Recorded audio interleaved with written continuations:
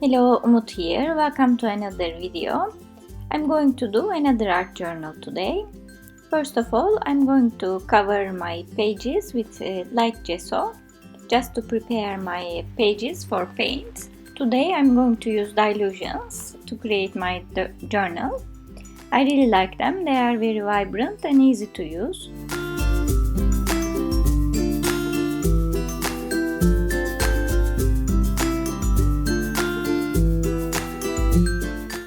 My base color will be this gray, so I'm going to cover all my page with this one. And I am going to apply my paint easily with a baby wipe.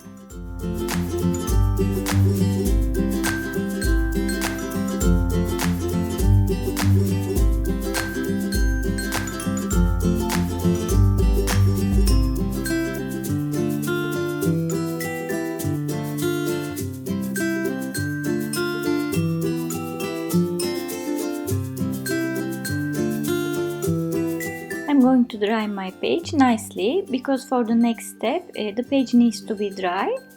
I'm going to layer the next colors. I'm using Paper Artsy acrylic paint here. They are chalk base, so they have quite good tooth to them, and some of them are opaque, some of them are translucent, some of them are semi-translucent. So if it's opaque, it covers the layer below, as you see, quite good.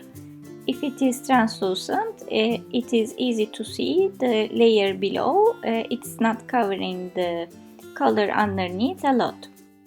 So you can use these paints for different effects that you want to give. It's really useful to have.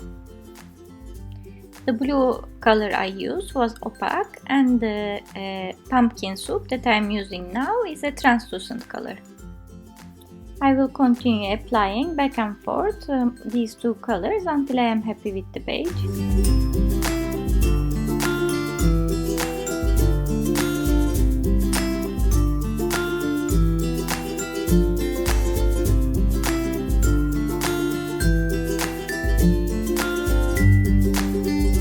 I think this is enough. I really like the color combination. Now I'm going to do some stamping with a dilutions stamp again. I'm using a gray color ink pad from Memento. And I am just doing some background stamping to give some more texture and interest to the page.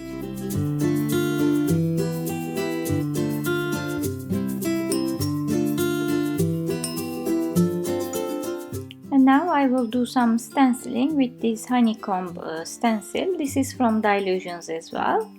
For this I'm using Rich Cocoa ink pad from Memento again. I quite like Memento inks. I like the colors and they are easy to apply. They are permanent, so they don't move. I'm using this honeycomb stencil because you will see it's related to my concept and sentiment. I printed this jar from internet. Literally I googled for it and printed from my printer.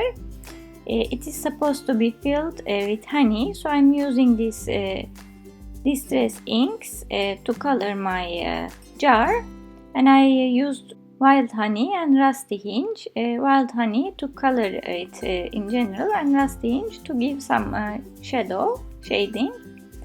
And I am going over the lines with my Faber-Castell brush pen to give the lines back because the paint covered them a little bit.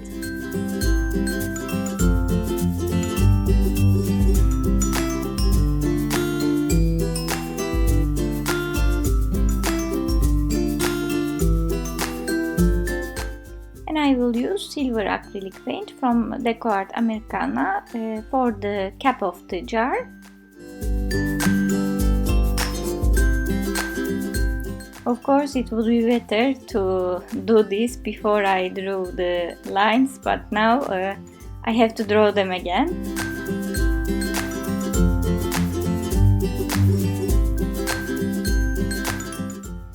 I'm going to select some papers from this paper pack. This is from Long Phone.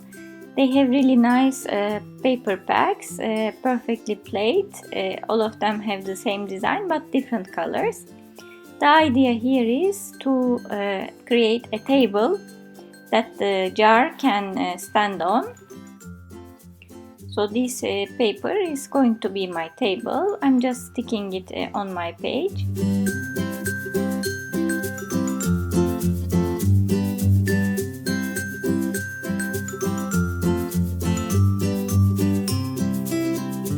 Then I chose another paper, again from long foam, from another winter collection. This is, and this will be my tablecloth.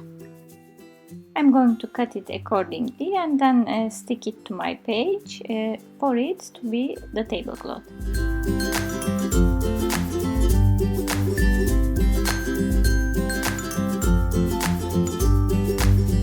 I'm sticking everything with matte medium. I'm using matte medium from Ranger, and here also I'm going to stick my jar on the table now. I'm covering all my images with matte medium as well, because I'm going to use my Faber-Castell pit brush markers to give some shading. This will make them look more realistic. I will do this to everything on the page, all the designs. The color I'm using is walnut brown.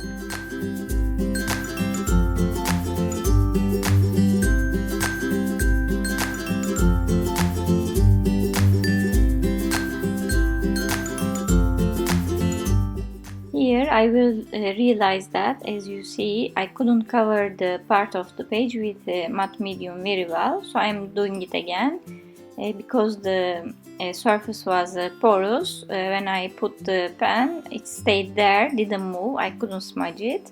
That's not what I want. We need to be able to smudge it to do shading. So I covered it again with matte medium and did the process. I'm using a blue color to go over my tablecloth as well to do the shading there. And then a gray one to go around the jar because the background is gray. You will find all list of supplies down below at the description area. You will find the colors I'm using there as well, or in my blog, and you will find the close-up pictures in my blog as well. While I was doing it, I decided to create a nice border with my pen again. I'm using the walnut brown to do the border. I'm simply drawing it around the page and smudging it with my finger. This will give a little bit better definition to my page and it will frame it. Next stage, I'm going to stamp my sentiment. I'm using two stamp sets, alphabet stamp sets. One is from Stampendous, one is from Inkadinkado. They are really cute alphabet sets, very whimsical. And I am using my, again, Memento Rich Cocoa ink pad to do this. You will see it was a little bit difficult to stamp. It didn't come so vibrant. So I'm going over my sentiment with my pen as well, the same color, walnut brown. It's not important. As soon as I have a definition, I can always go over the sentiment with my pens. And my sentiment is: kind words are like honey, sweet to the soul and healthy for the body. That's why now you understood I had my honeycomb stencils and my jar full of honey. I decided to give a little bit more texture and interest to the page. With this stencil, I'm doing texture work. It doesn't matter which stencil, I just took something that I liked. I created this myself through my digital cutter. I will link down below the machine that I am using and also the design I chose. This white color also lifted the page a little bit and made it more bright. Also, it connects well with the tablecloth, which had white on it, and I did some splashes with white paint. I'm going to cover all this jar with glossy accents as well. because it's a glass jar and it would be really nice and shiny if I cover it with glossy accents. It will look more realistic too. I really like giving this kind of details.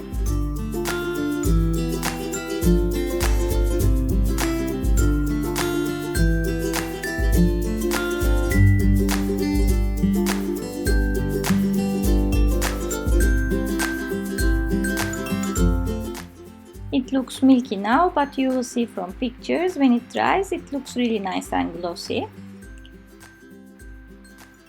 And this is the page for today. I hope you liked it and enjoyed the video.